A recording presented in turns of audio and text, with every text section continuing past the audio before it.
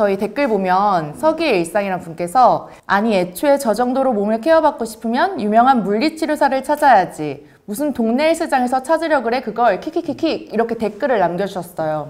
근데 그 앞에 댓글은 뭐였어요? 처음에 어떤 사람이 시간당 비용이 의사보다 비싼 게 PT인데 당연히 해야 할 서비스들을 무슨 호의처럼 말씀하시네. 그러니까 그 대댓에 그 병원 문 닫아야겠네. 그 대댓에 아까 그 서기의 일상의 댓글이. 이걸 다 얘기해야 되나? 이것도 얘기하고 싶은데 의사들이 지금 보험 수가로 얼마를 갖고 가는데 그거를 지금 병원에서 내는 몇 천 원만 생각하고 있어 지금. 모르는 사람이 그 댓글이 맞네. 그 병원 문 닫아야겠네가.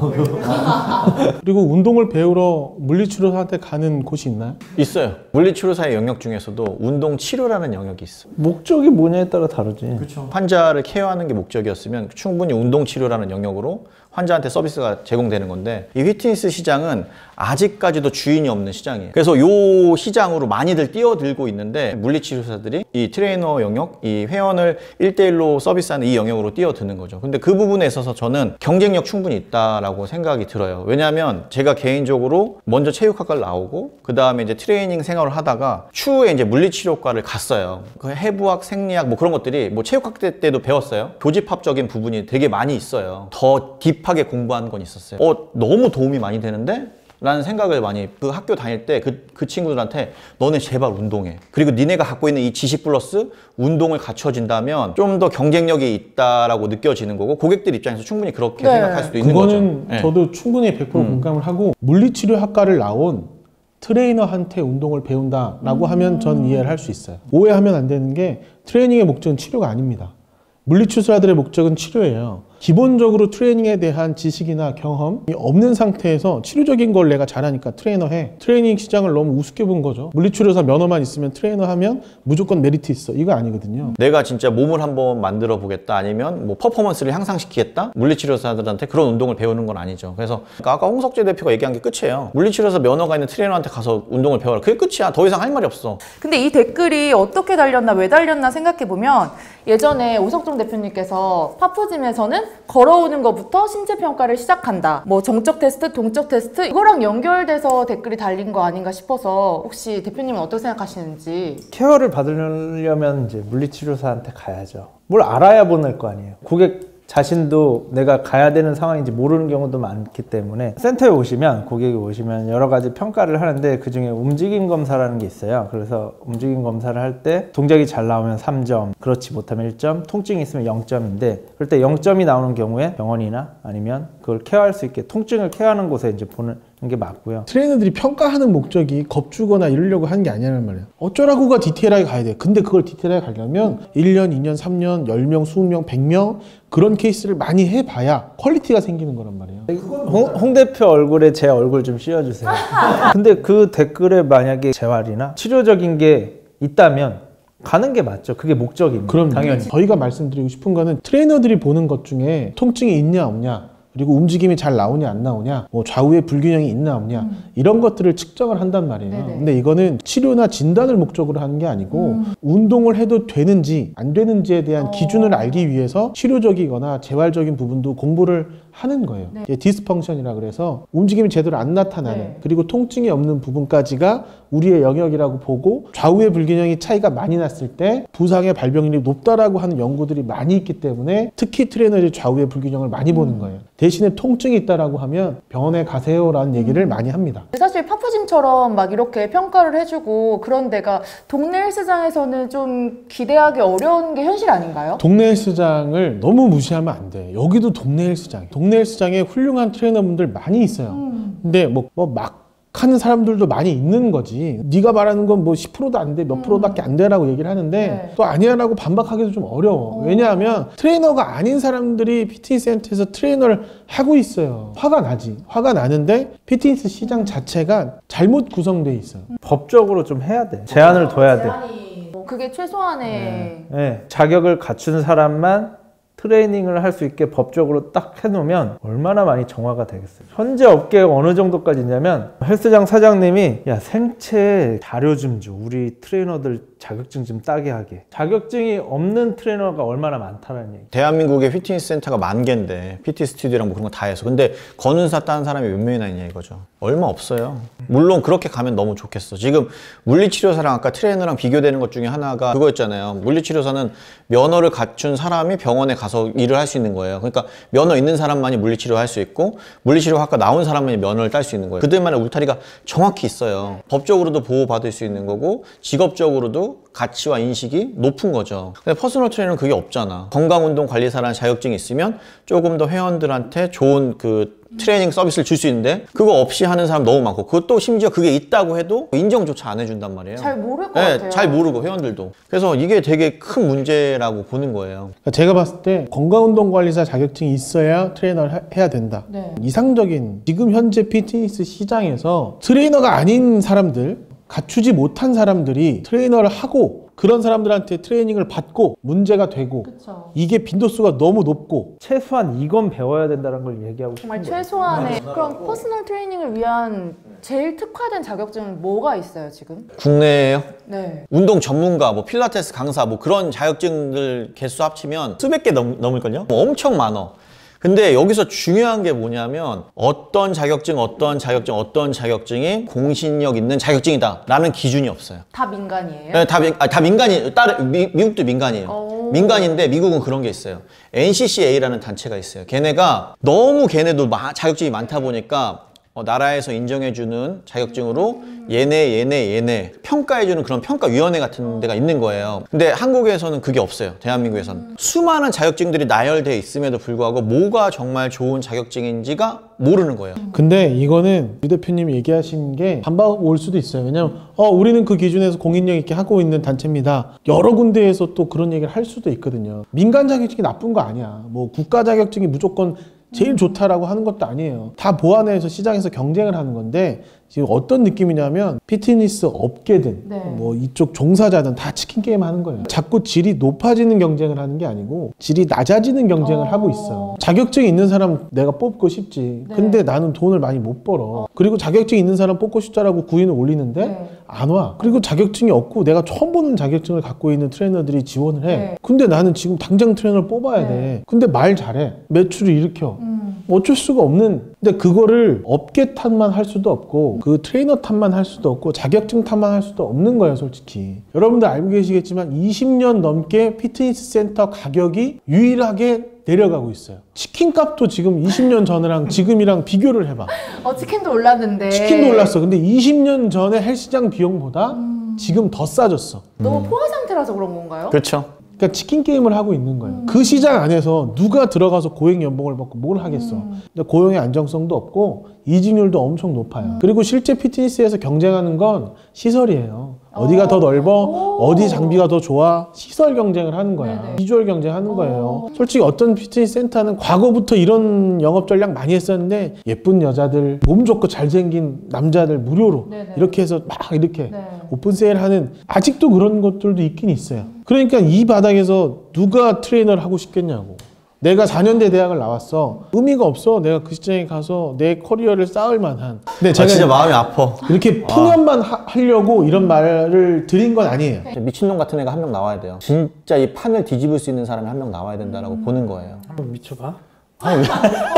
그런 사람이 나와서 한번 판을 땅 뒤집어주면 구조도 바꾸고 시스템도 바꾸고 그러면서 이제 산업을 질적으로 완성시켜야 되는데 타 업체를 보면서 좀 롤모델이 타 업계를 보면서 롤모델이 하나 있었어요. 어디요? 그 미용업계에서 해요. 오. 예전에 미용사들 하면 그 인식이나 그런 것들이 뭐 이렇게 막 우와 멋있다 나도 꼭 돼야지 라는 게 조금 없었던 시절이 있었던 것 같아요. 뭐 이렇게 동네에서 누구나 다 할 수 있는 뭐 그런 시절이 있었던 것 같은데 헤어가 헤어 디자이너라는 말도 썼고 체계도 되게 탄탄해요. 네. 그러면서 미용사들의 직업의 사회적 인식과 위치를 그냥 한 단계 빵 올려줬어요. 피트니스 업계에서도 헤어 같은 사람이 하나 나와야 돼요. 그러려면 정말 거기에 모든 걸 바치는 사람이 한 명 나와야지 이 판을 뒤집을 수 있다라고 생각을 하고 있어요. 그 방법이 라이센스를 갖춘 거는 보호받은 네. 법적 테두리 안에 있지만 가격 관련된 제도 안에서는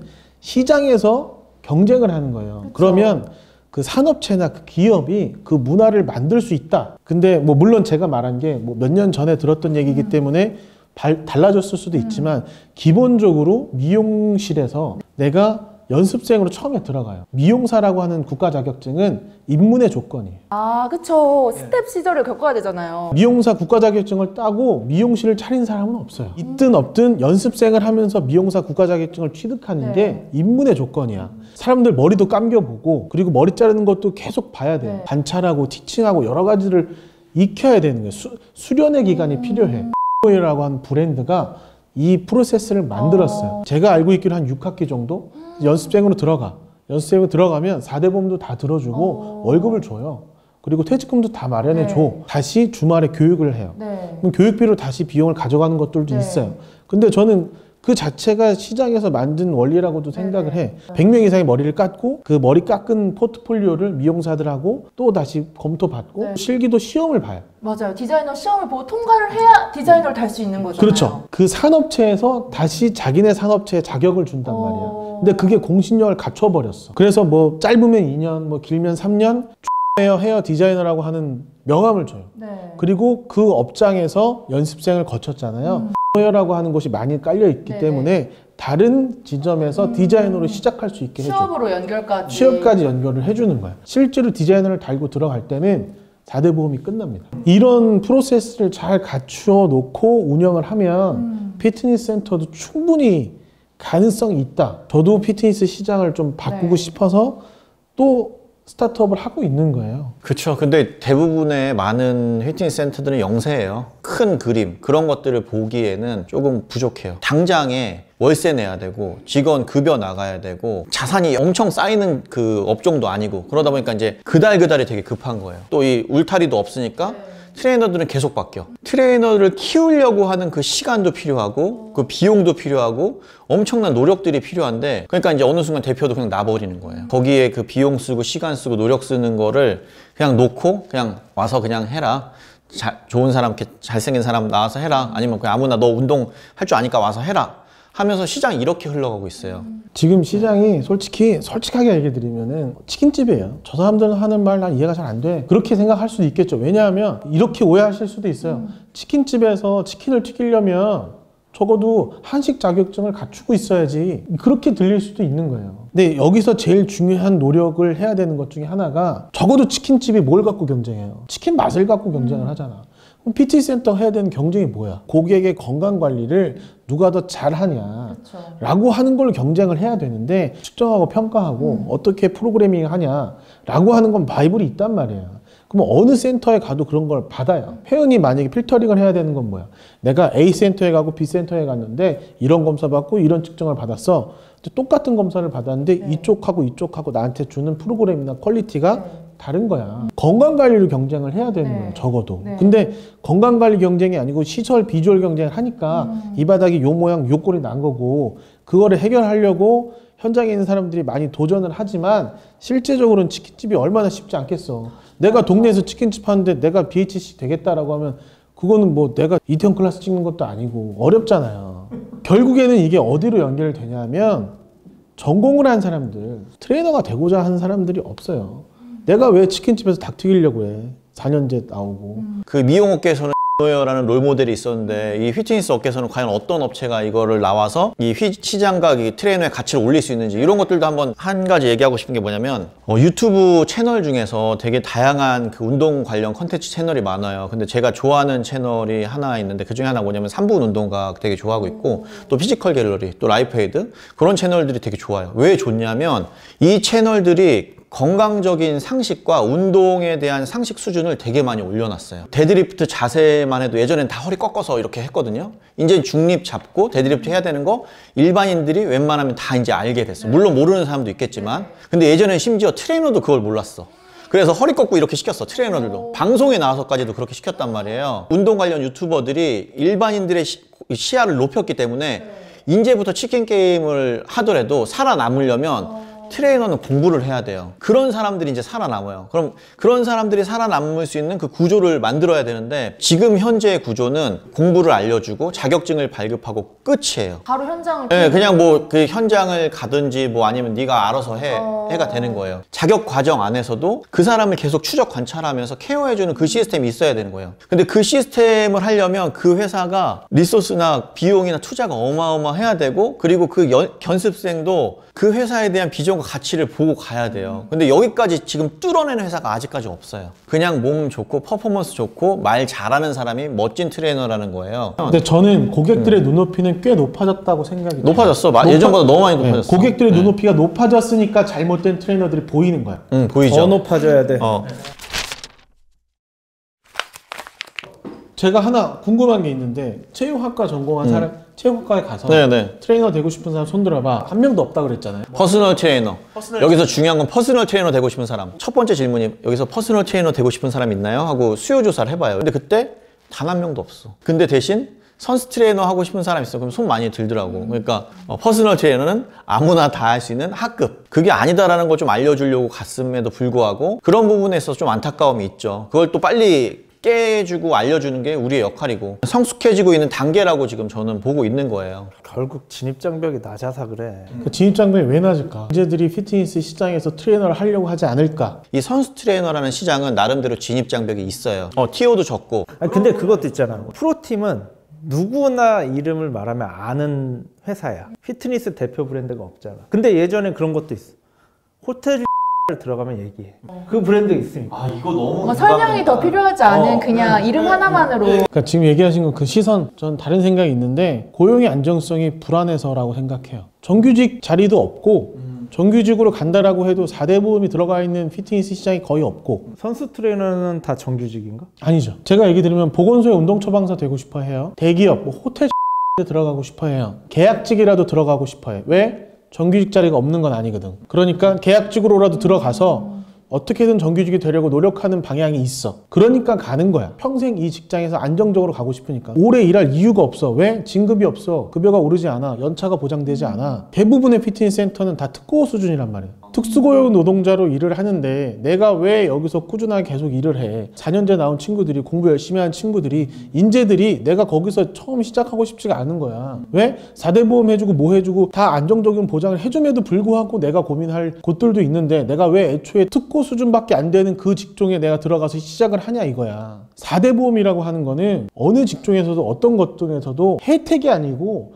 기본이 되어야 그 다음에 진급이든 체계든 이런 걸 갖춰갈 수 있는 산업이 된다고 생각을 해요. 트레이너들의 이직률 1년도 안 돼요. 엄청 높아요. 우리만 문제점도 아닌 거야. 4대 보험을 해줘도 문제가 있어요. 그러니까 제가 얘기 드리고 싶은 거는 센터에서도 책임지고 고용의 안정성을 다 확보를 해준 상태에서 트레이너들도 착각하면 안 되는 거야. 본인이 피해자라고 코스프레 해서도 안 돼요. 일반적으로 내가 기본급이 세팅이 돼 있으면 수업을 많이 안 해도 똑같은 돈을 받아간단 말이야. 적당하게 벌면서 내 워라밸을 지켜가고 싶어 하니까 거기까지 인정할 수 있어요. 그렇게 일해도 돼. 신입 트레이너들은. 그럼 회사에서는 딱 거기까지만 주면 돼요. 저는 그게 기본의 툴이라고 생각을 해. 그런데 내가 여기서 일해서 더 못 벌잖아요. 연차 보장, 경력 보장 안 해주잖아요. 라고 하면서 계속 급여를 높여달라 그래요. 근데 매출은 계속 매년 똑같아, 그 센터가. 네. 근데 직원들 월급을 계속 높여줄 수 네, 있어요? 없죠. 없어요. 비전을 줘야 되는 건 대표의 몫이야. 그런데 그렇다라고 해서 무조건 바라기만 한 것도 잘못됐단 말이야. 제가 신입 트레이너랑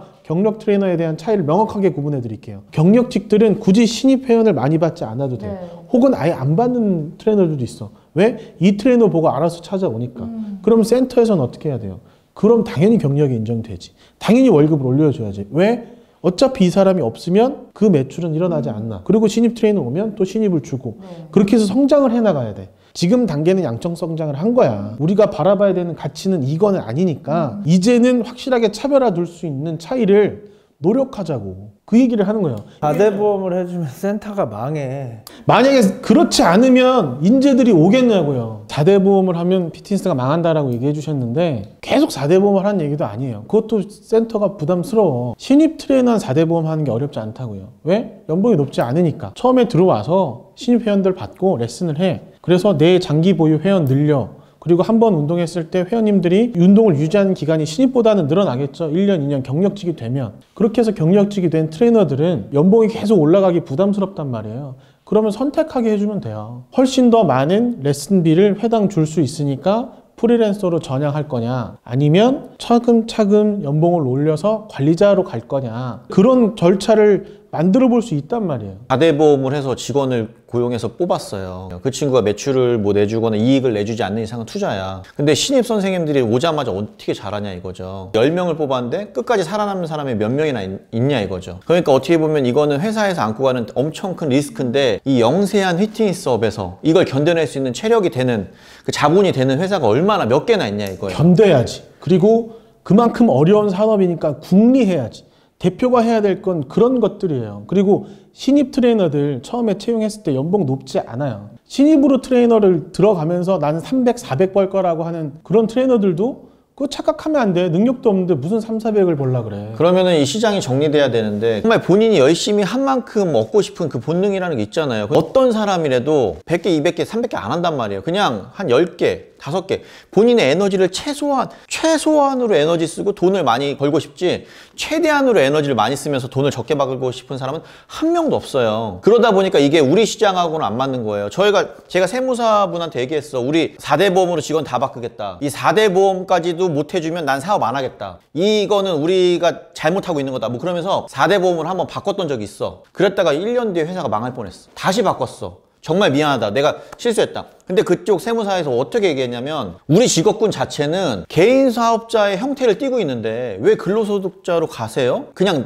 그냥 객기로 간 거야. 인간의 본성이라는 게 내가 한 만큼 얻는 거예요. 근데 우리 트레이너라는 잡 자체가 1대1 트레이닝인데 10개 하면 10개 한 만큼 비용을 어느 정도 받는 거고, 20개 하면 20개 한 거 받는 거고, 예를 들어서 나의 워라밸을 좀 포기하면서 나는 돈을 벌겠다. 그러면 200개, 300개까지 가는 거예요. 그러면 그 사람들은 돈을 많이 버는 거야. 근데 상대적으로 나는 워라밸을 더 지키겠다. 100개만 하겠다. 그럼 100개 하고 워라밸을 지키는, 그건 그 사람들의 선택인데, 회사에서 너는 연봉으로 그냥 200 아니면 300만 원을 줄게. 매출 이윤을 극대화 해줬으면 좋겠어. 그건 오너 생각이야. 그 당사자는 굳이 내가 200개, 300개? 나는 그냥 일하는 기계, 이들한테 이용되고 싶지 않아라는 생각이 있는 게 인간의 본능이에요. 이걸 어떻게 바꿔? 피트니스 센터에서 200개, 300개 레슨을 요청하지 않아요. 200개, 300개를 하는 것 자체는 저는 주 52시간도 안 맞고 그거를 꼭 지키자라고 하는 의견도 아니지만, 트레이너가 200개 넘게 수업하는 사람들이 꽤 있거든요. 300개 하는 사람도 봤어. 300개 가까이 하는 사람도 봤어. 나는 그거 자체가 슬프다고 얘기를 하는 거야. 근데 그거는 개인의 선택이야. 경력직 트레이너가 나는 프리랜서를 할 거야. 그리고 레슨비 많이 받고 나는 월화수목 금토일 다 일할 거야. 그래서 난 돈을 많이 벌 거야. 그건 인정. 제가 말하고 싶은 거는, 좋은 인재들을 내가 데리고 와서 채용을 하고 시작하는 거는 적어도 4대 보험으로 보장을 해주고 시작을 할 수는 있어야지. 그래서 내가 경력을 쌓고 내 회원이 많이 보유가 됐다라고 하면 그때 돈 많이 벌고 싶으면 프리랜서 전향해도 돼. 이렇게 신입 트레이너를 채용을 했을 때 충분히 나라에서 그런 고용에 대한 지원금들이 있단 말이에요. 그런 것들을 고민하고 궁리하고 대표들이 받을 거 받고 줄 거 주고 성장할 거 성장을 해야 되는데, 헬스장 트레이너들 제가 얘기 드리면 왜 치킨집이냐라고 얘기를 하냐면, 헬스장이 1년 되고 2년 되고 3년 되고 4년 되고 5년 되면 성장을 해야 될 거 아니에요. 자꾸 시설 경쟁하니까 오픈하고 어느 정도 했다가 망하고 접고, 오픈하고 어느 정도 했다가 망하고 접고, 애초에 소명의식 바라지도 않고 어차피 프리랜서니까 들어와서 레슨 땡기고 가라. 너네 어차피 이직률 높잖아. 이 시장이 이렇게 돌아가는 게 문제니까 이걸 해결하고자 하는 방향으로 제가 말씀을 드린 거지. 그래서 이걸 해결하려면 정말 거친 표현이지만 진짜 미친놈이 나와야 된다라고 얘기를 하는 거예요. 그럼 제가 미친놈이에요. 저는 4년 동안 지금 4대 보험 해주고 있어. 근데 그리고 이게 매출 안 나올 때도 현실적으로, 있지만. 아니 물론 그렇게 가면 좋아. 내가 원하는 대로 플레이가 안 돼. 궁리를 안 하는 게 아니라 우리가 원하는 답은 이거였는데 그 답이 안 나와. 우리는 60층을 가야 돼. 예를 들어서 1층부터 그걸 적용을 못 해. 몇 개 정도 규모가 됐을 때 이걸 적용해야지라고 시스템도 짜놨어. 근데 현재 적용을 못 해. 그치. 왜냐면은 자본이 없잖아요. 그러니까 현재는. 제가 현주의 적용이 안 돼. 지금 시스템에서 우리가 지금 그렇게 가니까, 근데 그렇게 갈 생각을 갖고 있어. 어느 정도 규모가 되면. 그 얘기시잖아요. 괜찮아. 그게 방향이잖아. 근데 이 방향을 안 갖고 있지 말자라는 얘기를 하는 거예요. 그거는 동의해. 이 그거 방향을 동의해. 갖고 있자라고 하는 거고. 근데 이러한 그래서 고용 너가 형태로 이거에 지금 대한 잠시만요. 답을 4대 보험이라고 얘기를 하니까 거의 얘기가 나와. 저는 제가 얘기 드렸잖아요. 이게 답이다라기보다는 내가 생각한 해결책은 이거다. 다른 해결책이 있으면 말해달라고 한 거고 제 해결책이 틀렸다라고 생각할 수도 있는 거야. 근데 나는 다른 해결책이 있으면 듣고 싶은 부분도 있고 제가 얘기 드리고 싶은 건 특고 같은 형태로 피트니스 센터가 20년, 25년 가까이 운영을 해왔고 브랜드를 갖춘 센터가 아예 없고 진입 장벽을 높이고 싶다고 그랬잖아요. 트레이너들 진입 장벽이 낮은 이유가 피트니스 센터가 이렇게 창업이 되는데 당연히 낮을 수밖에 없지. 쉽지 않아야 되는 거야. 피트니스 센터 오픈이. 이게 일반화가 돼야 트레이너라고 하는 직종의 업이 올라갈 거다라고 하는 저의 생각인 거예요. 나만의 그냥. 그래서 제일 중요한 게 뭐냐면 대표 브랜드가 나와야 되고 그 브랜드를 정말 가고 싶어야 돼. 그 가고 싶으면서 그 브랜드에서 이런 기초적인 그 시스템을 갖춰놔야 된다 이거예요. 이미 갖춘 브랜드들 몇 개 있어. 어디요? 대기업들, 호텔. 진급을 안 하고 경력이 쌓이면 무조건 퇴출이야. 대기업에서도 그렇게 하고 있잖아요. 돈 있고 브랜드 있는 센터에서도 트레이너를 그렇게 보고 있다고. 바뀌어야 된다고 시장이. 왜? 그래도 되는 직종이 돼버렸으니까. 아 진짜 이거는 파푸진만이 할 수 있겠다. 그러니까 체계를 잘 가져가자는 얘기를 하는 거예요. 저도. 만약에 X처럼 바로 시작할 수 있으면 좋죠. 그러니까 체계를 갖춰가는 시기가 있다라는 거예요. 제가 15년 동안 이 업계에서 트레이너로 시작을 하면서 내가 경험했던 것들에 대한 해결 방안을 저는 4대 보험으로 생각을 했어요. 이거 말고 또 다른 해결 방안이 있다라고 하면 나도 듣고 싶어. 그리고 나도 반영하고 싶은 거야. 샵은 맨파워가 가장 중요하단 말이지. 얼마나 이 사람이 오래 일하는가, 어떻게 하면 오래 일할 수 있는가를 봤을 때 이건 논문에도 나와 있었잖아요. 트레이너가 이직하는 이유가 크게 세 가지인가? 첫 번째가 급여야, 두 번째가 관계야, 세 번째가 전문성 결여야. 자기가 부족하거나 누군가 비교되거나 내가 차별화되지 않으면 그만둬. 이 세 개 중에 우리를 어떻게 채워줄까를 고민해 봤을 때 선생님들끼리의 관계를 좋게 만들어야지 하면서 워크샵을 가거나 스터디 후 회식을 하거나 그런 것들을 하고 캠핑을 가고 전문성도 이제 높여주기 위해서 주마다 지점별로 스터디를 하고 학술대회가 어디고 같이 가고 발표도 하고 하면서 뭔가 실력이 향상되고 있다는 걸 좀 채워주려고 하지. 올해 근속이 우리 평균이 3.6년?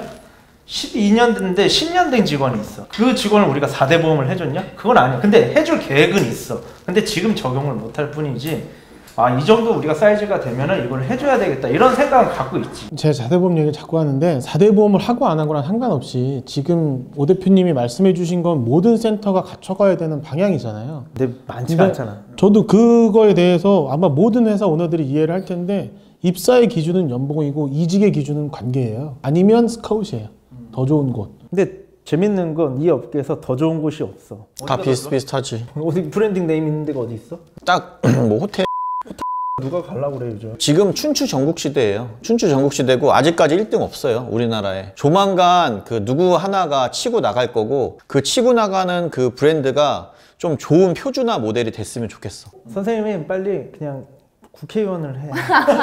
그냥 저희의 방향성을 얘기할게요. 저희는 그냥 퍼스널 트레이닝 센터를 운영을 했어요. 12년 동안 계속 했는데 그냥 트레이너의 직업적 가치를 올리려고 계속 노력해 왔던 집단이에요. 근데 이제는 구조와 시스템까지도 좀 우리가 고쳐야 될 것 같고 브랜딩까지도 해서 확실히 그 1등으로 치고 나가서 영향력을 끼치지 않는 이상은 아무리 백날 떠들어봤자 의미가 없다라고 생각을 한 거예요. 점유율을 가져가자 해서 지금 엄청 노력하고 있고 그 시작이 뭐냐면 수많은 인재들을 배출해내야 되는 거예요. 그 인재들을 배출해내는 과정 안에서 만든 단체가 ESS라는 교육 과정인 거예요.